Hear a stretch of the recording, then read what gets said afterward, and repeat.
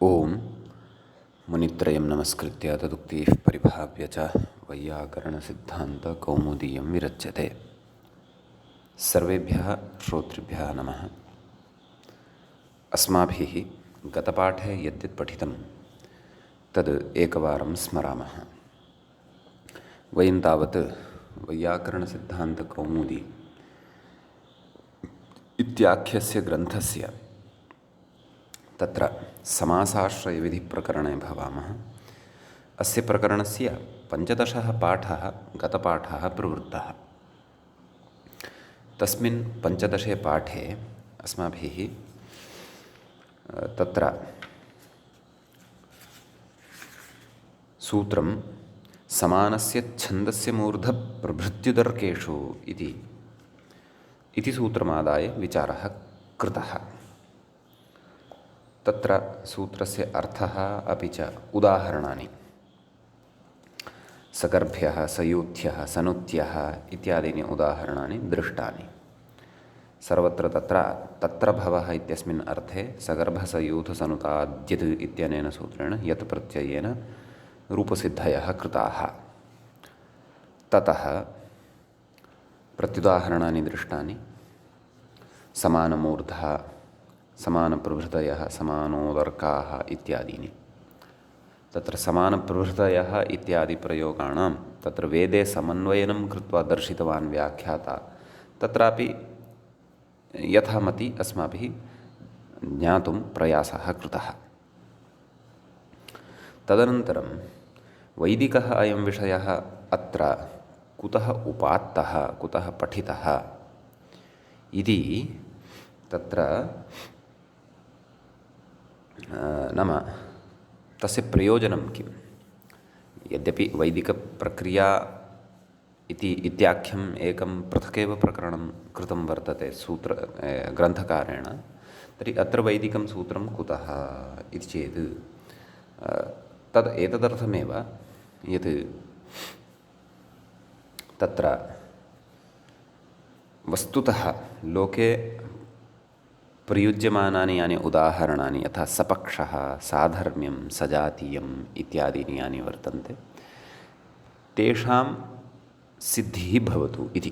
तत्रापि समानशब्दस्य स इति आदेशः भवतु इति एतदर्थम् अत्र इदं सूत्रम् आरब्धम्।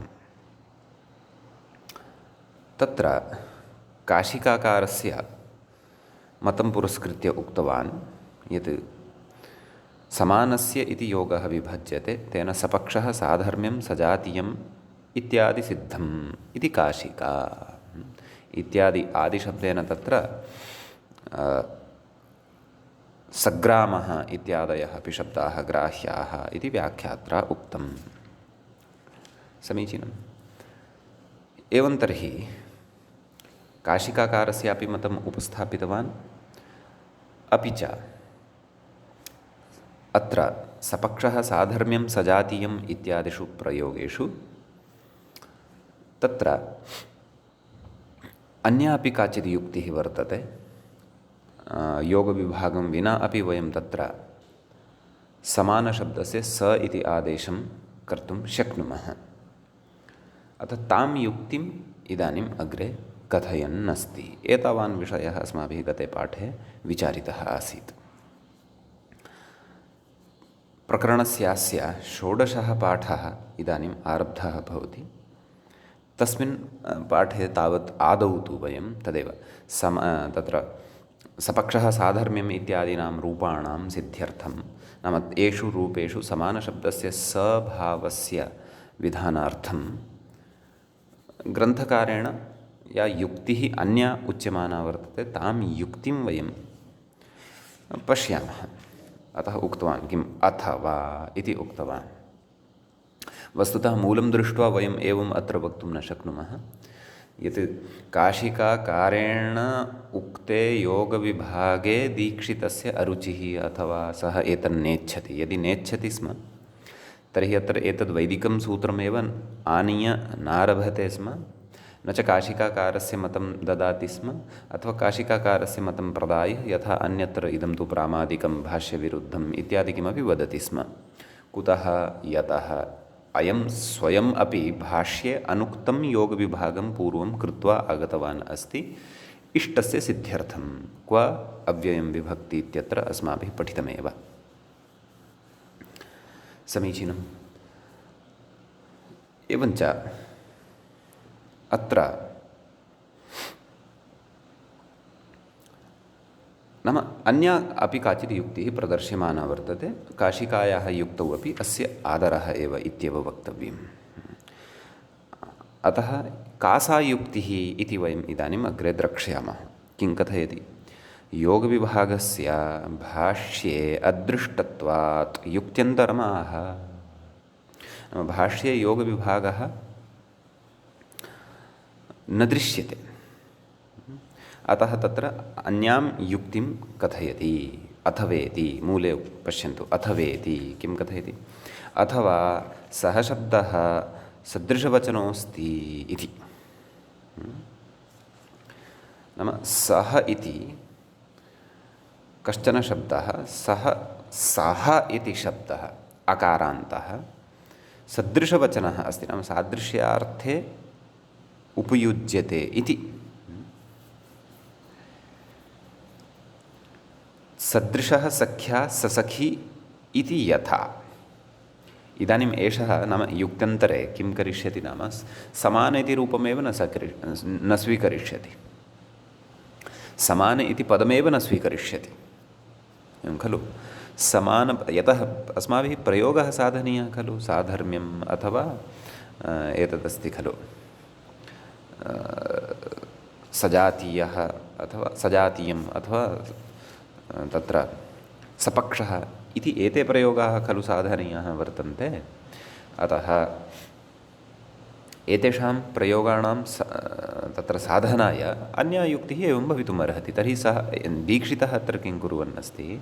समान इति शब्दमेव न स्वीकुर्वन् अस्ति। सः किं कुर्वन् वर्तते? नाम सः अत्र समानार्थकः अथवा सदृशार्थकः, समानशब्दस्य सदृशशब्दस्य च एकः एव अर्थः अस्ति खलु। अतः किं मूले पश्यन्तु। अथवा सः शब्दः सदृशवचनः अस्ति इति। नाम सः इति यः शब्दः वर्तते सः समानार्थकः वर्तते, कश्चन शब्दः। अपि च तदेव सदृशशब्दः नाम सदृशवचनः नाम सदृश वचनम् अस्ति यस्य, सः सदृशवचनः। अथवा तत्र अभिप्रायः नाम सादृश्यार्थे सः शब्दः अपि उपयुज्यते इति। एवं तर्हि तं सः इति शब्दम् आदाय अत्र रूपसिद्धिं कुर्मः। सादृश्यस्य तत्र निदर्शनं दर्शयति, नाम सादृश्यं कथं भवति इति तत् अग्रे कथयति। सदृशः सख्या ससखी इति यथा अस्माभिः तत्र अव्ययीभावप्रकरणे सादृश्यार्थे अव्ययीभावसमाससाधनवेलायां तत्र पठितमासीत् खलु। यत् सदृशः तत्र सदृशः सख्या ससखी इति रूपं निर्मितमासीत्। तत्र स्मरन्तु भवन्तः, तत्र अस्माभिः सादृश्यार्थे यद् अव्ययं स्वीकृतं, यः अव्ययशब्दः स्वीकृतः सः कः आसीत्? सः आसीत् सः इति अकारान्तः। अतः नाम सदृशः सख्या ससखी इत्यादौ यथा सः इति शब्दः सादृश्यार्थे स्वीक्रियते तद्वत् अत्रापि स्वीक्रियताम्।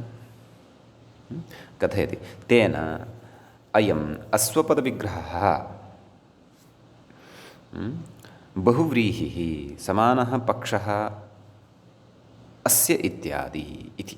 अस्तु, इतः पङ्क्तेः समन्वयनम् अग्रे करिष्यामः। एतावत्पर्यन्तं नाम सः शब्दम् आदाय यः च सः शब्दः समानार्थे भवति, सदृशार्थे भवति,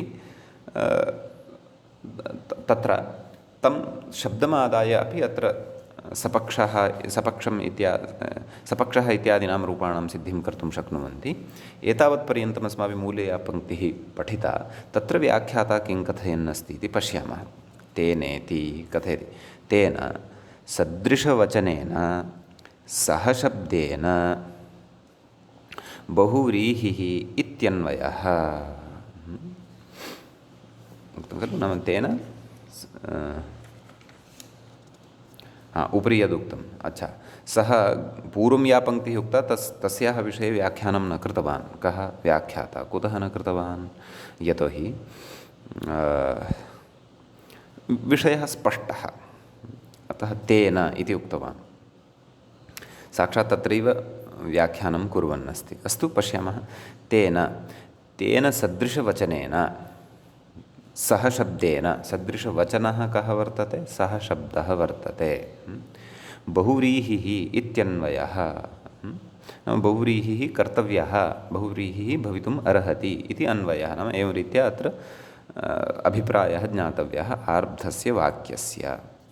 तथा च वोपसर्जनस्य इति सहस्य सभावः इति भावः।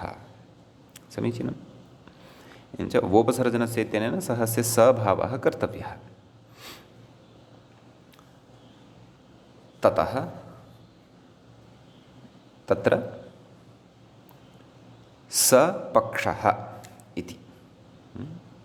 परन्तु विग्रहः कथं कर्तव्यः? अस्वपदविग्रहः कर्तव्यः इत्यपि मूले उक्तं खलु।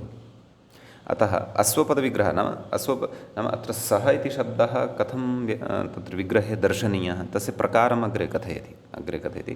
ननु तर्हि समानः पक्षः यस्य इति कथं विग्रहः? नाम भवता तु विचारः अत्र आरभ्यमाणः वर्तते यत् समानः पक्षः यस्य इत्यस्मिन् अर्थे सपक्षः इति प्रयोगः तत्र सः इति शब्दमादाय अपि वयं साधयितुं शक्नुमः। सपक्षः इति प्रयोगं समीचीनं। तर्हि तत्र विग्रहः एवं न युज्येत। कथं न युज्येत? समानः पक्षः यस्य। तर्हि विग्रहे अपि सः इति किमपि योजनीयं स्यात् खलु। यत् विग्रहे यस्य श्रवणं तस्य श्रवणम् एव समस्तपदे अपि भविष्यति खलु। अतः अयं विग्रहः कथं युज्येत इति। यतः अस्माभिः तु विचारः क्व आरब्धः वर्तते? नाम समानः पक्षः यस्य इत्यत्र समानशब्दस्य योगविभागेन स इति आदेशः कर्तव्यः इति तु अस्तु, परन्तु अन्या अपि युक्तिः या भवता उच्यमाना वर्तते। नाम सः शब्दमादाय अत्र बहुव्रीहिः वक्तुं शक्यते। तत्र विग्रहे तु अस्माभिः समानशब्दः एव दर्शनीयः खलु। यदा समानशब्दमादाय एव अत्र युक्त्यन्तरं भवता प्रदर्श्यमानम् अस्ति खलु। तर्हि विग्रहे नाम विग्रहः यदि एवं स्यात्, समानः पक्षः यस्य इति, तर्हि तत्र कथयति सः शब्दस्य एव विग्रहे प्रवेश औचित्यात् इत्यतः। नाम तर्हि समानः पक्षः यस्य इति विग्रहः तु न कर्तुमेव शक्यते। कुतः? यतः भवता उच्यते सः इति शब्दस्य स्थाने वोपसर्जनस्य इत्यनेन स इति आदेशं करिष्यामः। तर्हि सः इत्यस्य स्थाने खलु स इति आदेशः कर्तव्यः। तर्हि विग्रहे समानशब्दः तु न सर्वथा स्वीकर्तुं शक्यते। समानशब्दस्य स्वीकारः तु भवितुमेव नार्हति। विग्रहे सः इत्यस्य श्रवणं भवेत् न वा? अतः तदेव कथयति सः शब्दस्य एव विग्रहे प्रवेश औचित्यात्। नाम ययोः पदयोः समासः कर्तव्यः वर्तते तयोः एव विग्रहे श्रवणं भवेत् खलु। तेषामेव विग्रहे प्रवेशः भवेत् खलु। तेषामेव विग्रहे प्रवेशस्य औचित्यं भवेत् खलु, यथा अस्माभिः पूर्वं सर्वत्र पठितं। तर्हि एतादृशशङ्कायां जातायां नाम समानः पक्षः यस्य इति विग्रहे तु सः शब्दः न श्रूयते। तत्र तु सः इति शब्दः श्रूयेत वस्तुतः। यतः तं शब्दमेव आदाय अत्र पक्ष इत्यनेन उत्तरपदेन सह समासः खलु कर्तव्यः वर्तते। अतः अत्र युक्तिः प्रदर्श्यते इतोपि किम् अश्वपद इति मूले पश्यन्तु, तेन अयम् अश्वपदविग्रहः बहुव्रीहिः इति। वृत्तावेव सः शब्दः सः वचनः इति भावः इति। नाम अत्र वृत्तौ एव, नाम वृत्तिः का, समासवृत्तिः या वर्तते, वृत्तौ एव अत्र यः सः शब्दः वर्तते, सः सदृशवचनः सः शब्दः वृत्तौ एव श्रूयते। वृत्तौ नाम समासवृत्तौ एव श्रूयते, वाक्ये न श्रूयते। अश्वपदविग्रहः अत्र वर्तते न वा? अश्वपदविग्रहः यदि, तर्हि नित्यसमासः स्यात् न वा? यतः अश्वपदविग्रहः नित्यसमासः भवति इति अस्माभिः अव्ययीभावप्रकरणे पठितमस्ति खलु। उपकृष्णं, कृष्णस्य समीपम् इति वयं यथा तत्र अश्वपदविग्रहं कुर्मः, तद्वत् अत्रापि अश्वपदविग्रहः कर्तव्यः। समानः पक्षः यस्य इति, यतः समस्तपदं यद् अस्ति अत्र सपक्षः सः पक्षः इति वा, यतः वोपसर्जनस्य इत्यनेन विकल्पेन खलु क्रियते, स्थाने सः स्थाने स इति। अतः सपक्षः सः पक्षः वा इति यः समासः, यत् समस्तपदं तस्य सर्वाणि स्वकीयानि पदानि विग्रहे न श्रूयन्ते, लौकिकविग्रहे न श्रूयन्ते। लौकिकविग्रहे तु तावत् समानः पक्षः यस्य इति श्रूयते, यथा अव्ययीभावे अस्माभिः दृष्टम्। अतः अत्रापि लौकिकविग्रहः अश्वपदविग्रहः स्वीकर्तव्यः। आम्, तत्र अश्वपदविग्रहे समानशब्दः यः दृश्यमानः वर्तते, तदर्थकः सः शब्दः अत्र वृत्तौ स्वीक्रियते। अतः एव अत्र अस्माभिः बहुव्रीहौ अपि अत्र अश्वपदविग्रहः आश्रयणीयः। अपि च बहुव्रीहौ अश्वपदविग्रहः न भवति इत्यत्र मानाभावः। नाम बहुव्रीहौ वयम् अश्वपदविग्रहं न कर्तुं शक्नुमः इत्यत्र प्रमाणं नास्ति। कदाचित् भवतां शङ्का स्यात्, भोः अश्वपदविग्रहस्तु अस्माभिः तत्र अव्ययीभावे एव पठितः, क्वचित् तत्पुरुषे अपि दृष्टः, परन्तु अत्र अश्वपदविग्रहः बहुव्रीहौ अश्वपदविग्रहः न भवति इति, नाम एतावता न दृष्टः अस्माभिः अश्वपदविग्रहः। अतः कथम् अत्र अश्वपदविग्रहः क्रियते इत्येतत् अश्वपदविग्रहः भवितुं नार्हति इति अपि विधानं नास्ति खलु, अथवा अश्वपदविग्रहे समस्या का? अतः अश्वपदविग्रहस्य अत्र प्रदर्शनं कर्तुं शक्यते इति तत्र ग्रन्थकारस्य अभिप्रायः। अतः समानः पक्षः यस्य इत्येव लौकिकविग्रहः भवतु।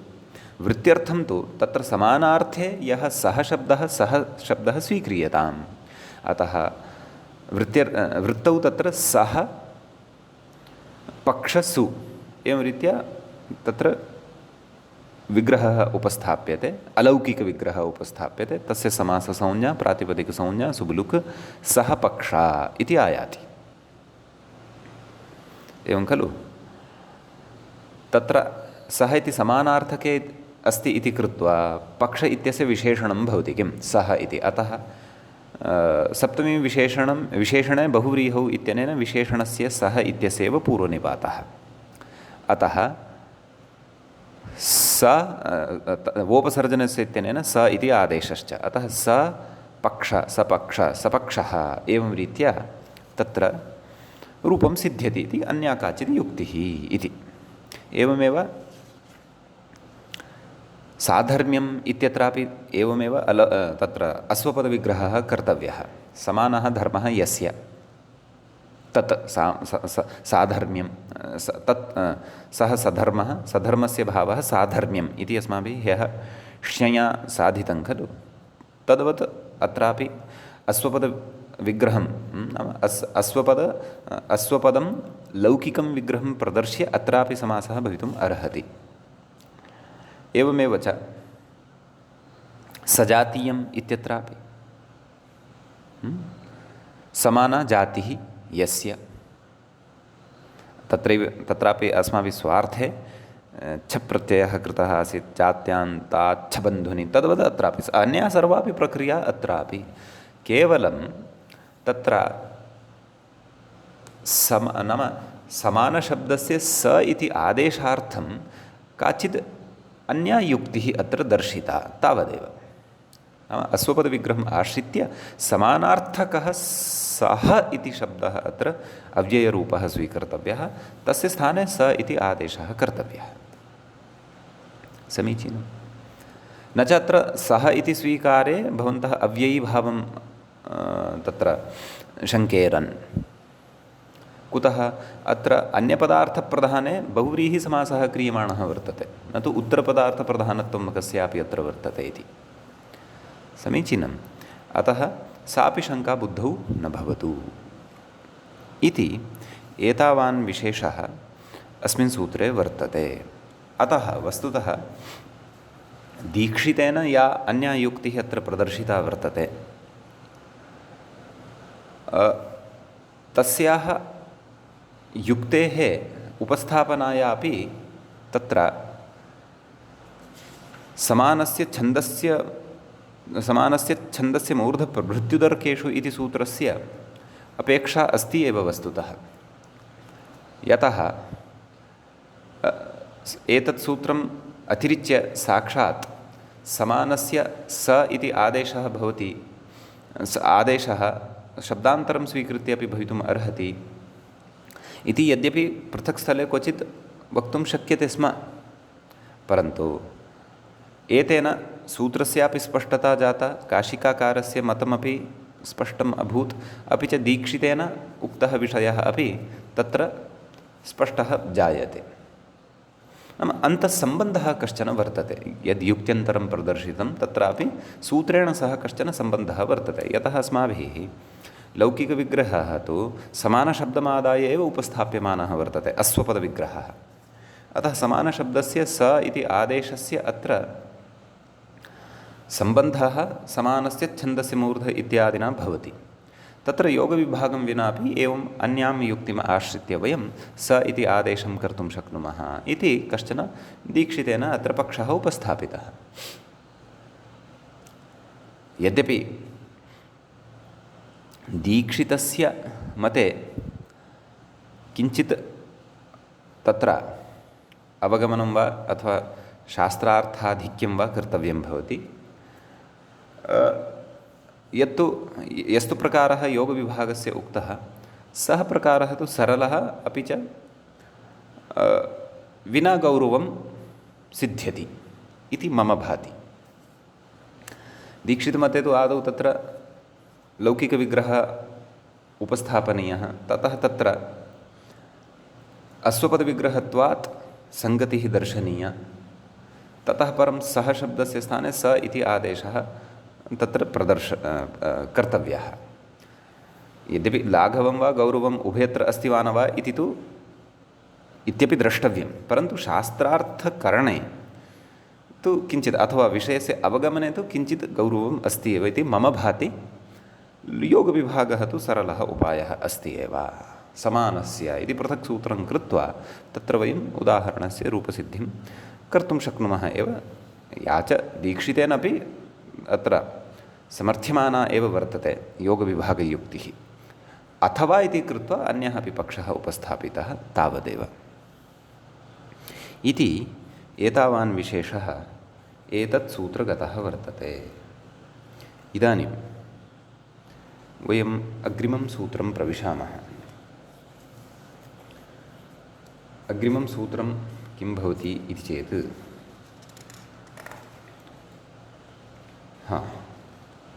सूत्रं दीर्घं वर्तते, परन्तु व्याख्याने मूले वा विवरणं तथा अधिकं नास्ति। कुतः? यतः अत्र उक्ताः ये शब्दाः सन्ति सूत्रे, तान् शब्दान् आदाय सूत्रम् अस्माभिः पठनीयं, व्याख्यातव्यम्, उदाहरणानि द्रष्टव्यानि, तावदेव। अस्तु, सूत्रं भवति ज्योतिर्जनपदरात्रिनाभिनामगोत्ररूपस्थानवर्णवयो वचनबन्धुषु इति। तत्र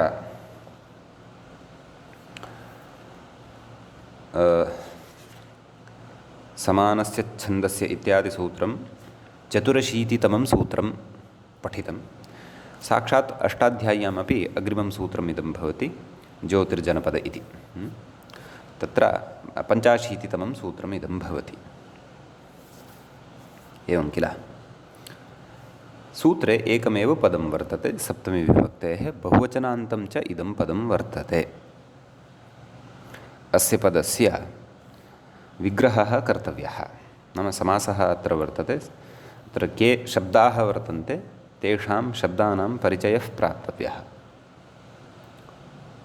आम्, तत्र एवं शब्दाः वर्तन्ते, एवं विग्रहः वर्तते। ज्योतिश्च जनपदश्च रात्रिश्च नाभिश्च नाम च गोत्रञ्च रूपञ्च स्थानञ्च वर्णश्च वयश्च वचनञ्च बन्धुश्च। ज्योतिर्जनपदरात्रिनाभिनाम गोत्ररूपस्थानवर्णवयो वचनबन्धवः तेषु ज्योतिर्जनपदरात्रिनाभि नाम गोत्ररूपस्थानवर्णवयो वचनबन्धुषु इत्येवम् अत्र इतरेतरयोगद्वन्द्वः भवति। समीचीनम्। अस्तु, अत्र अनुवर्तनं पश्यामः। गतसूत्रात् समानस्य इति अनुवर्तते। सहस्य सस्संज्ञायाम् इत्यस्मात् सूत्रात् सः इति अनुवर्तते। अपि च अलुगुत्तरपदे इति अधिकारात् उत्तरपदे इति अनुवर्तते। तस्य अधिकारः अस्ति। भवतु, किं कथयति व्याख्याता अथवा मूलकर्ता वा? व्याख्याता मूलकारः कथयति एषु 12 सूत्रपदेषु क्षन्तव्यः एषु 12 उत्तरपदेषु समानस्य सः स्यात्। एवं खलु। एते 12 अत्र परिगणिताः वर्तन्ते ज्योतिरादयः। तर्हि एते यदा परतः भवन्ति क्रमशः तदा समानशब्दस्य स इति आदेशः भवति इत्यर्थः। एवं खलु। व्याख्याता कथयति अछन्दोर्थं वचनमिदं समानस्य छन्दसि इत्यादिना सूत्रेण किमुक्तं? छन्दसि इति। तर्हि नाम वेदे एव। तर्हि लोके अपि एतादृशानि उदाहरणानि कानिचन अपेक्षितानि, तदर्थमिदं सूत्रम् आरब्धम्। तर्हि भवन्तः चिन्तयेयुः समानस्य छन्दस्य इत्यादि योगविभागः कृतः खलु, तद्योगविभागबलात् एतेषामपि सिद्धिः स्यात् खलु इति चेत् योगविभागः तु अस्माभिः केचन शब्दाः दृष्टाः लोके व्यवह्रियमाणाः, तेषां सिद्ध्यर्थं कृतः। सः योगविभागः भाष्यकारेण वा अथवा पाणिनिना वा अथवा कात्यायनेन वा नोक्तः, परन्तु शिष्टप्रयोगाः खलु। शिष्टानां साधनाय सा युक्तिः अपि आश्रीयते, तत्रापि शास्त्रमेव प्रमाणं भवति, अतः कृतः। ऋषेः पाणिनेः दृष्टौ तु लोके एते प्रयोगाः विशेषेण अपेक्षिताः सन्ति इति कृत्वा तत्र लोके अपि समानशब्दस्य स इति भावार्थं सूत्रम् इदानीम् आरब्धवान् अस्ति। समीचीनम्। अतः किमुक्तवान्? अछन्दो व्याख्याता अछन्दोर्थं वचनमिदं नाम लोकार्थं। लोके तत्र इदं वचनम् आरभ्यते, नाम छन्दसः विषयः अयं न इति। तदर्थं लोके अपि क्वचित् समानशब्दस्य स इति आदेशः भवतु, तदर्थम् इदं वचनं क्रियते इत्यर्थः। समीचीनम्। अग्रे कथयति समानं ज्योतिर्यस्य इति विग्रहः। तत्र उदाहरणं दत्तं खलु, सज्ज्योतिः इति। तर्हि तस्य विग्रहः कथं? समानं ज्योतिः यस्य इति विग्रहो भवति। एवं खलु। अतः तदेव अनेकमन्यपदार्थे बहुव्रीहिः प्रातिपदिकसंज्ञा सुब्लुक् समानज्योतिस् इति मूलशब्दः सकारान्तः खलु। ज्योतिस् इति शब्दः नपुंसकलिङ्गे भवति। समानज्योतिस् इत्यवस्थायां समानशब्दस्य स्थाने स इति आदेशः भवति। अतः सज्ज्योतिस् इति जायते। सज्ज्योतिस् इत्यवस्थायां तद् बहुव्रीहिः खलु, अतः सुप्रत्ययः आगतः भवति, तस्य सुप्रत्ययस्य हल्ङ्यादिना लोपः भवति। सज्ज्योतिस् इत्येव अवशिष्यते। सकारस्य सस्येरुक्ते विसर्गे सति सज्ज्योतिः इति रूपं सिद्ध्यति। समीचीनम्। अत्र ज्योतिः इत्यनेन यः कोऽपि प्रकाशः अस्माभिः गृहीतुं शक्यते। तत्र तादृशः उदयकालः यस्य तत्र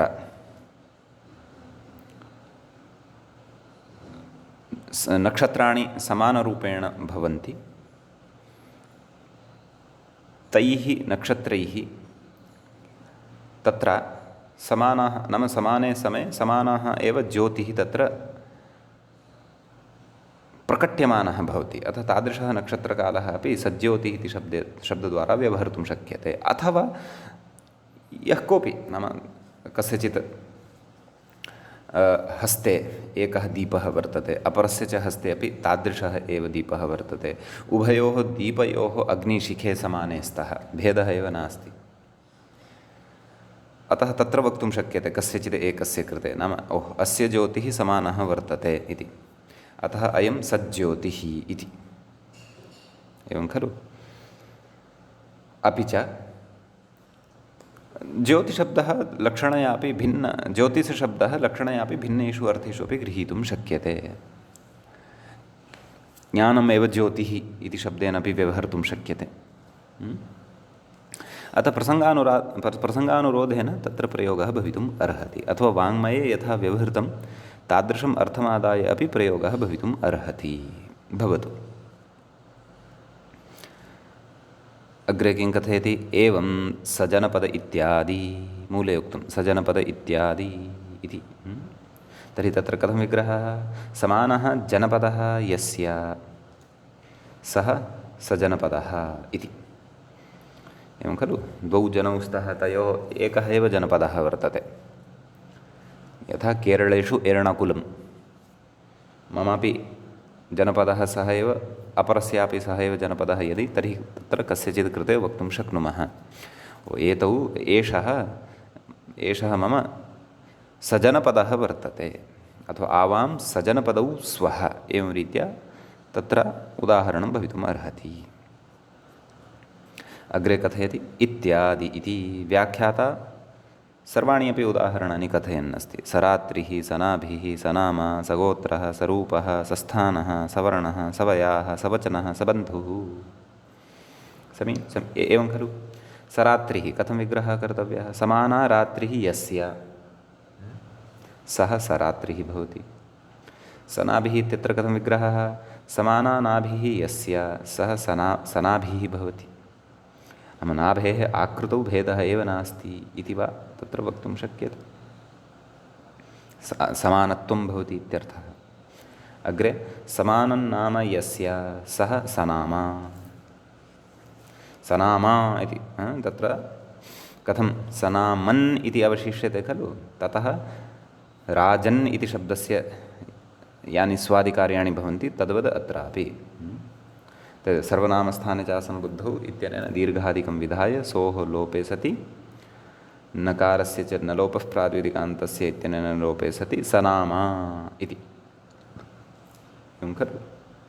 समानं नाम यस्य सः सनामा इति।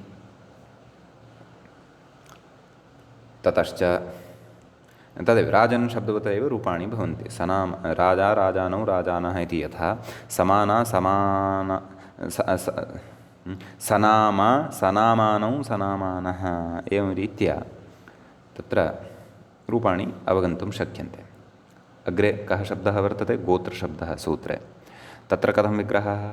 समानं गोत्रं यस्य सः सगोत्रः। एवमेव अग्रिमः शब्दः वर्तते रूपं। समानं रूपं यस्य सः सरूपः। सरूपाणाम् एकशेष एकविभक्तिः पाणिनेः प्रयोगः एव स्मर्यते अत्र। सरूपाणां समानं रूपं येषां ते सरूपाः तेषां सरूपाणां शब्दस्वरूपाणाम् एकशेषः भवति इति शब्दाधिकारे अस्माभिः पठितमासीत्। अतः तत्र समानशब्दस्य स आदेशः एतेन केन? ज्योतिर्जनपदरात्रि इत्यनेन। अस्तु, अग्रे समानं स्थानं यस्य, स्थानशब्दः अस्ति खलु सूत्रे अग्रिमः, अतः समानं स्थानं यस्य सः सस्थानः। एवं किल? अग्रे कः शब्दः? वर्णशब्दः वर्तते सूत्रे। समानः वर्णः यस्य, ब्राह्मणादयः वर्णाः भवन्ति खलु, अथवा अन्योपि अर्थः गृहीतुं शक्यते प्रसङ्गानुरोधेन। समानः वर्णः यस्य सः सवर्णः।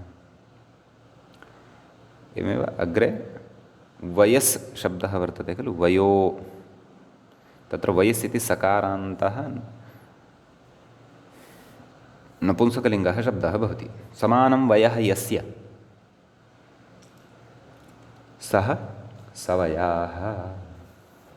अत्र सवयस् इति शब्दात् निष्पन्नात् बहुव्रीहेः अत्वसन्तस्य नाम सुप्रत्ययः भवति। अत्वसन्तस्य च धातोः इत्यनेन दीर्घः भवति, उपधः दीर्घः। अतः समानवयास् सु हलङ्यादिना सोर्लोपः भवति। वयास् इत्यस्य सकारस्य सस्य रुत्वे विसर्गे सति सवयाः इति प्रयोगः सिद्धः भवति। एवं खलु? ततश्च अग्रे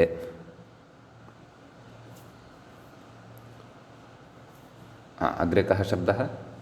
वचनशब्दः। समानं वचनं यस्य सः सवचनः। अन्तिमः शब्दः कः वर्तते? बन्धुशब्दः। समानः बन्धुः यस्य सः सबन्धुः इति। सुबन्धु इत्यत्र तु भिन्नः अर्थः। शोभनः बन्धुः यस्य, अथवा शोभनश्चासौ बन्धुश्च, तत्र शोभनार्थे सु इति शब्दः उपयुज्यते। सुबन्धुः भिन्नः, सबन्धुः भिन्नः। समानः बन्धुः यस्य सः सबन्धुः। एवं रीत्या अस्मिन् सूत्रे इमानि उदाहरणानि भवन्ति। समीचीनम्। एतावानेव विशेषः अस्य सूत्रस्य वर्तते। अस्तु, इदानीं समानशब्दस्य स इति आदेशस्य विधायकम् अन्यदपि एकं सूत्रम् अग्रे पठामः। सूत्रं भवति एवं: चरणे ब्रह्मचारिणी इति। एवं खलु? तत्र चरणे इति पदं सप्तमी विभक्तेः एकवचने भवति। ब्रह्मचारिणी इत्यपि सप्तमी विभक्तेः एकवचनं भवति।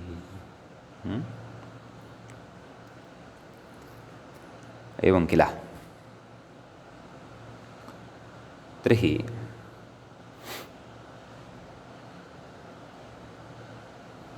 अत्र अनुवर्तनं भवति समानस्य। समानस्य छन्दस्य मूर्ध इत्यस्मात् सूत्रात्। सहस्य सस्संज्ञायाम् इत्यस्मात् सः इत्यनुवर्तते। उत्तरपदे इत्यस्य अधिकारः तु वर्तते एव। पश्यामः व्याख्याता किं कथयति।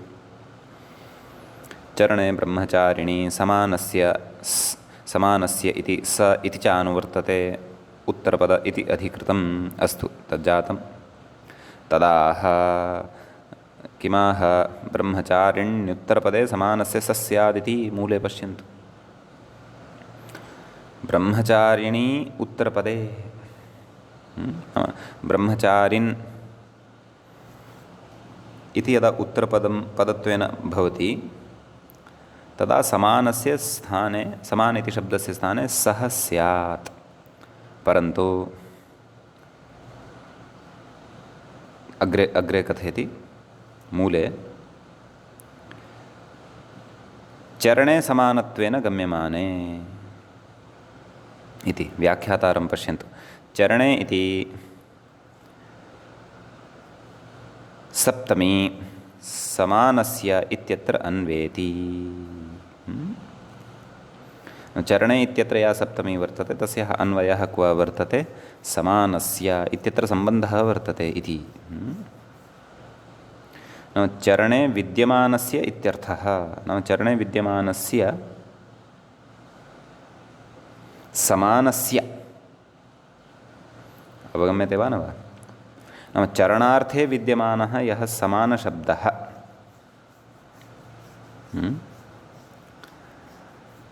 तस्य स्थाने स इति आदेशः भवति इत्यर्थः। उत्तरपदे परतः इत्यर्थः, न तु चरणशब्दे परतः इति अर्थः न ग्राह्यः अत्र। अतः तां स्पष्टतां कुर्वन्तु इति। एवं खलु?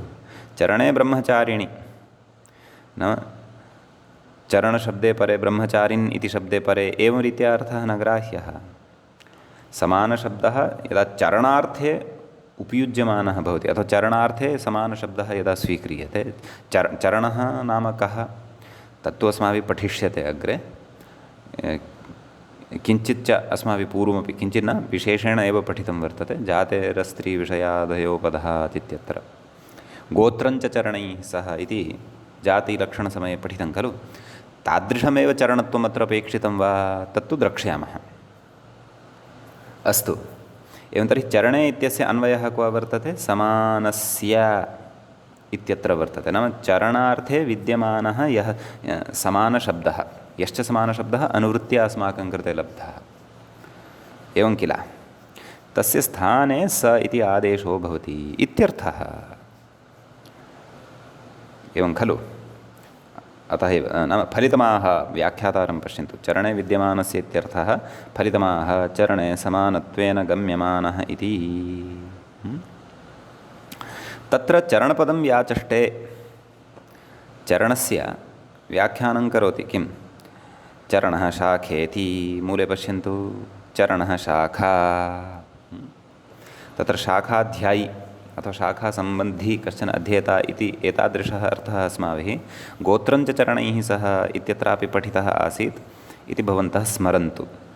विशेषेण यदि तुलना कर्तव्या तर्हि तत्र गत्वा अपि चरणशब्दस्य व्याख्यानं सर्वं पठित्वा आगच्छन्तु। पुनः अत्रापि अवगच्छन्तु। स्पष्टः भवति कियती साम्यता वर्तते, कियती नास्ति, अथवा अथवा स एव अर्थः चरणशब्दस्य यः तत्र उक्तः सः अत्रापि अस्ति तर्हि भवताम् इतोपि तत्र अधिका स्पष्टता भवति। पठितः विषयोपि स्मृतः भवतु। किं कथयति? चरणः शाखा इति कथयति। वैदिकप्रसिद्धिः एव अत्र मूलं। नाम चरणः शाखा भवति इत्यत्र इति कथमुच्यते? नाम शाखा चरणः इति भवति। नाम चरणशब्देन व्यवह्रियते। शाखा च नाम का? वेदानां शाखाः भवन्ति खलु। माध्यन्दिनशाखा, वाजसनेयीशाखा, तैत्तिरीयशाखा, तादृशशाखा अत्र चरणशब्देन व्यवह्रियते इत्यर्थः। तर्हि कथं? नाम वैदिकप्रसिद्धिः अत्र मूलं भवति एतादृश अर्थस्वीकारे इत्यर्थः। एवञ्च चरणशब्दस्य अर्थं बोधितवान् आदौ मूले। चरणः शाखा भवति इति। ततः अग्रे किं कथयति? ब्रह्मचारिपदं निर्वक्तुमाह। नाम ब्रह्मचारिन् इत्यस्य पदस्य कः अर्थः? तन्निर्वक्तुं नाम तस्य निर्वचनं कर्तुम् आह। निर्वचनं कर्तुं कथयति इति। किं कथयति? ब्रह्मवेद इति। उपरि पश्यन्तु।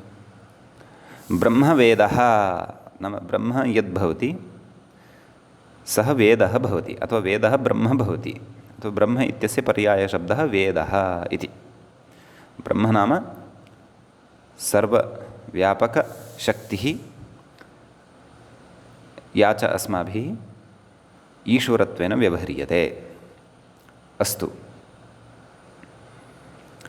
कथयति अग्रे वेदस्तत्त्वं तपो ब्रह्म इत्यमरः। वेदस्य इमानि नामानि सन्ति। तत्त्वं तपः ब्रह्म इति वेदस्य नाम। अतः उक्तवान् किं ब्रह्म वेदः। अग्रे कथयति तदध्ययनार्थं व्रतमपि ब्रह्म। एवं खलु। तच्चरतीति ब्रह्मचारी समानस्य सः सब्रह्मचारी सब्रह्मचारी इति। व्याख्यातारं पश्यन्तु किमुक्तवान् तच्चरणार्थं। परन्तु मूले तच्चरणार्थं नास्ति, मूले किमस्ति तदध्ययनार्थम्।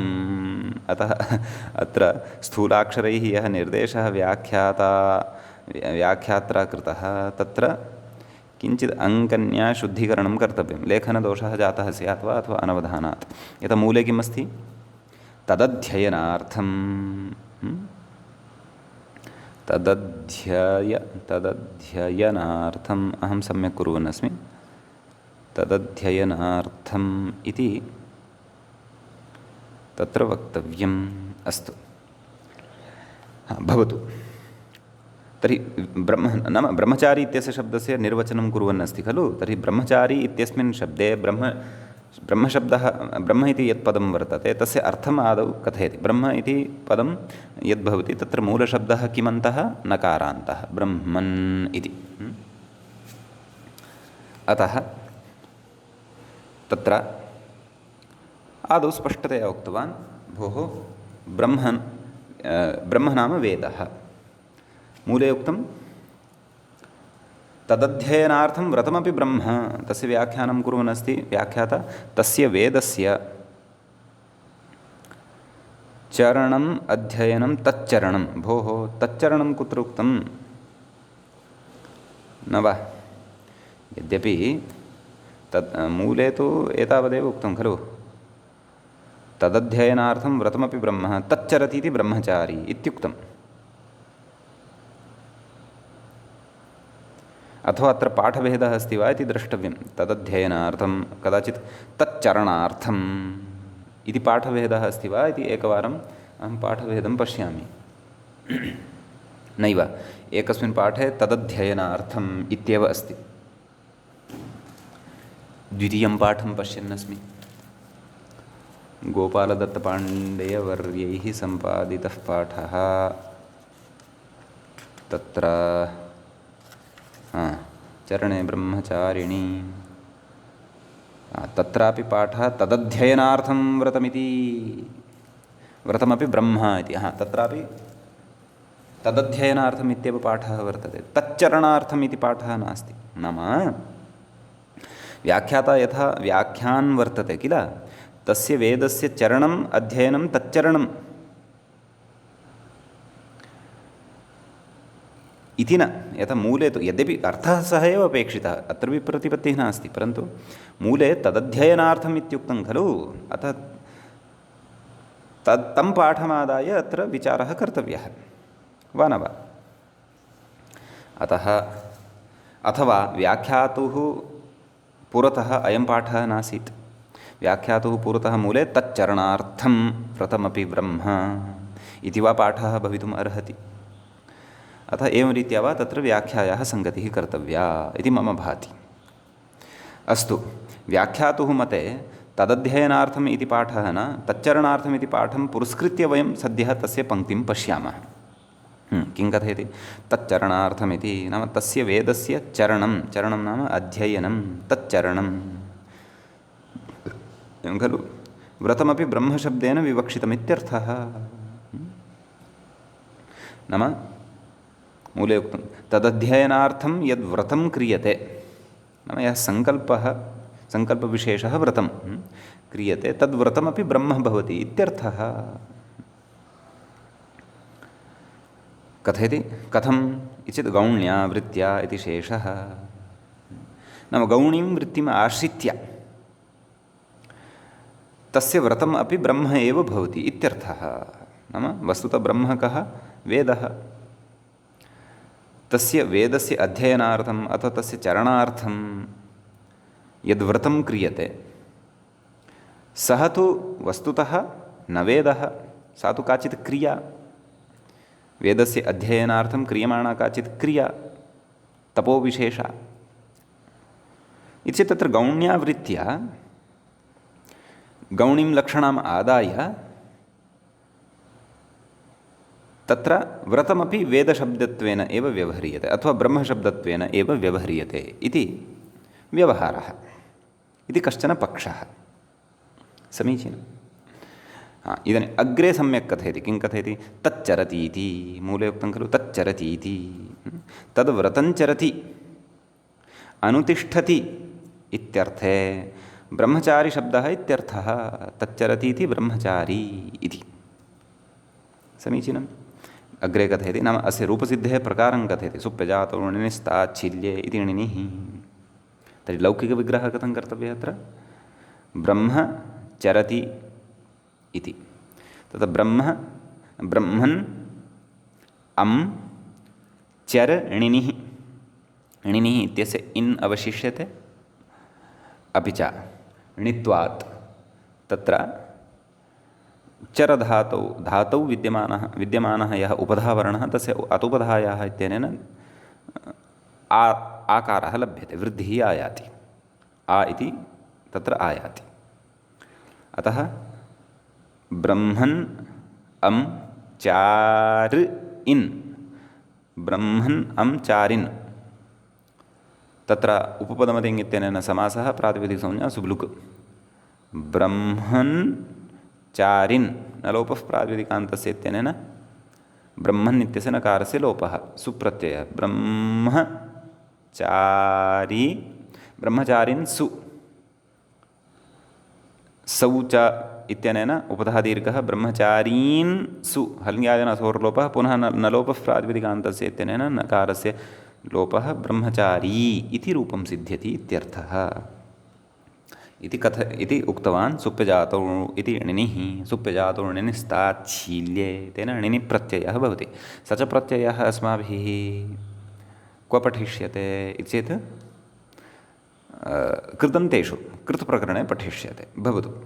परन्तु तस्य अवगमनं भवतां दुष्करं नास्ति, यतः अस्माभिः असकृत् णिनिप्रत्ययस्य चर्चा प्राक्तनेषु प्रकरणेषु कृता वर्तते, अस्मिन् प्रकरणे अपि कृता वर्तते। कथयति किम् अग्रे? समानस्य स इति। मूले उक्तं समानस्य सः भवति इति। नाम कथयति अग्रे व्याख्याता, समानो ब्रह्मचारी इति कर्मधारये सति प्रकृतसूत्रेण समानस्य सभावे सति स ब्रह्मचारी इति रूपमित्यर्थः। एवं खलु? समानः ब्रह्मचारी कर्मधारयः अस्ति अत्र बहुव्रीहिः नास्ति। एवं खलु? तर्हि समानसु ब्रह्मचारिन्सु प्रकृतसूत्रेण, केन सूत्रेण? चरणे ब्रह्मचारिणी। अतः चरणार्थः अत्र गम्यमानः वर्तते। अतः स इति आदेशः भवति। स ब्रह्मचारिन् इति सभावे सति ब्रह्मचारी इति रूपम् इत्यर्थः। अग्रे कथयति, समानत्वञ्च वेदद्वारा बोध्यम्। नाम वेदशाखा या चरणशब्देन अत्र उक्ता, अतः तद्वेदशाखा साम्यद्वारा अत्र समानत्वम् अवगन्तव्यम् इत्यर्थः। कथयति, तथा च समानवेदाध्ययनार्थं व्रतचारी इति फलितोऽर्थः। कः अर्थः फलितः? समानवेदाध्ययनार्थं व्रतचारी, नाम समानवेदः अध्ययनार्थं, नाम समानः वेदः अस्ति यस्य अथवा ययोः, तत्र समानस्य एव वेदस्य कृते तत्र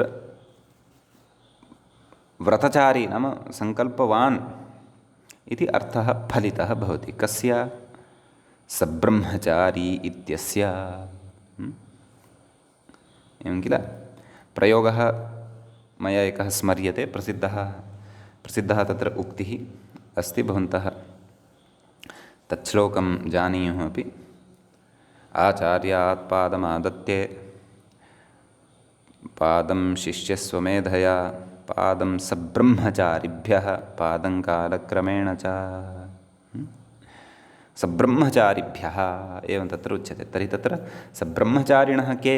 सब्रह्मचारिणः एते नाम समानवेदाध्ययनार्थं व्रतचारिणः ये भवन्ति इति, ते सब्रह्मचारिणः इति भवन्ति।